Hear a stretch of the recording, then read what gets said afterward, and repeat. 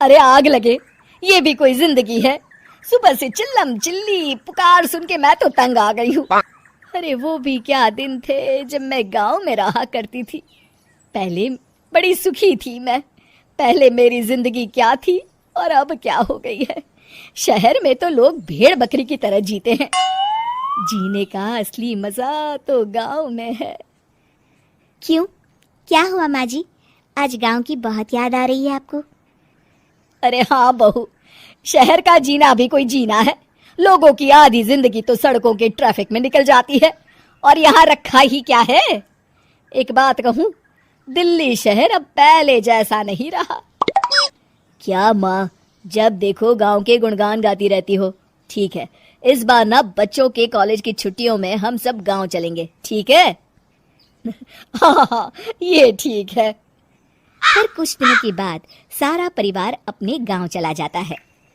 अरे वाह, कितनी ताजी और साफ हवा है, कितनी शांति है यहाँ। चल बहू, अब बढ़िया सा खाना बना दे, मजे से आंगन में बैठ के खाएंगे। सुशीला गांव का माहौल देख बड़ी खुश होती है। 2 दिन के बाद गांव की कुछ औरतें सुशीला के घर आती हैं।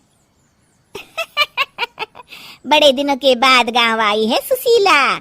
हमें तो लगा कि तू शहर जाके गांव को भूल गई। और बतिया, तेरी बहू कैसी है? जरा मिलवा तो उससे।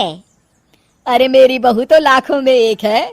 बड़ी किस्मत वाली हूँ मैं जो मुझे जानकी जैसी बहू मिली है। हमेशा मेरी सेवा में लगी रहती है, और आज तक कभी पलट कर जवाब नहीं दिया उसने।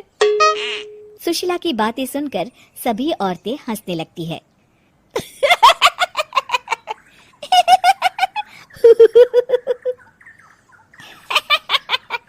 अरे कुछ भी बोले जा रही है। तबीयत तो ठीक है? तेरी बहू चांद से आई है क्या? क्यों बहनों, दुनिया की कोई भी बहू अच्छी होती है क्या? सब औरतें ममता की हाँ में हाँ मिलाती हैं। अरे मैं तो कहती हूँ, दुनिया की हर बहू सास का खून चूसने वाली डायन होती है, डायन। मैं तो एक बिल में 1000 सांप के साथ रह सकती हूँ, लेकिन अपनी बहू के साथ नहीं रह सकती। हाँ, तूने सही कहा।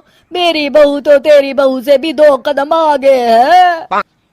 सब औरतों की बातें सुनकर ममता मन ही मन बड़बड़ाती है। अरे ये गांव सुधर गया, लेकिन औरतें नहीं सुधरी। अगर थोड़ी देर और इनकी बेवकूफी भरी बातें सुनूंगी तो मैं सच में पागल हो जाऊंगी। फिर सुशीला उन औरतों को घर से दफा कर देती है और राहत की सांस लेती है।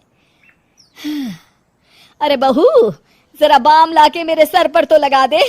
उन औरतों की फालतू बातें सुनकर मेरा सर चकरा गया है। इस गांव की औरतों का तो भगवान ही मालिक है। फिर अगले दिन सुशीला की सास उससे कहती है, अरे बहू, तू यहाँ क्या आराम फरमाने आई है? आखिर ये तेरा ससुराल है। चल चल, घर के कामों में हाथ बटा। शहर में कुछ काम धाम तो करती नहीं है। जरा अपने आप को तो देख, कितनी मोटी हो गई है।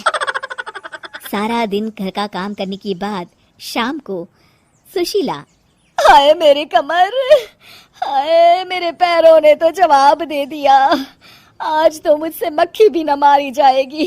अरे बहू, जरा आकर मेरे हाथ पैर तो दबा दे। जी माँ जी, अभी आती हूँ। तभी सुशीला की सास जानकी को रोकते हुए कहती है, अरे रुक जा बहू, एक दिन काम करके इसको इसकी नानी याद आ गई। हम लोग तो रोज इतना काम करते हैं, कोई जरूरत नहीं इसके हाथ पैर दबाने की। सुबह तक सब ठीक हो जाएगा। सुशीला अपनी सास की बातें सुनकर हैरान रह जाती है। इस तरह धीरे धीरे गांव आने के बाद सुशीला की परेशानी शुरू हो जाती है। फिर एक दिन, अरे आज तो मैं कपिल शर्मा देखूंगी, क्योंकि आज संडे है। सुशीला जैसे ही टीवी ऑन करती है तभी बिजली कट जाती है। अरे सत्यानाश, इस बिजली को भी अभी जाना था। इतने दिनों से मैं टीवी सीरियल देख नहीं पाई। हमारा देश इतनी तरक्की कर रहा है, अरे पता नहीं ये गांव कब सुधरेगा। अरे अब तो 2 दिनों के लिए बिजली को भूल जा। ये तो यहाँ रोज की बात है। अब इस अंधेरे में रहने की आदत डाल ले। हाँ। हे भगवान, अब क्या होगा? ऊपर से इन मच्छरों ने जीना हराम कर रखा है। दूसरी तरफ घर के काम कर करके और बिना किसी सुविधा के सुशीला तंग आ जाती है और उसे शहरी जीवन याद आने लगता है। क्यों माँ, मजा आ रहा है ना? अरे, आपने ऐसी सूरत क्यों बना रखी है?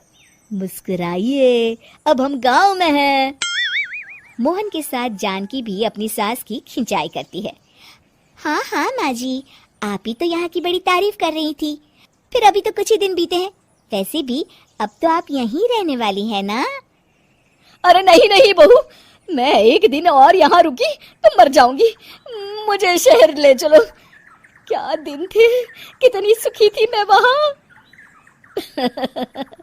ठीक है माँ, हम कल ही वापस शहर चले जाएंगे।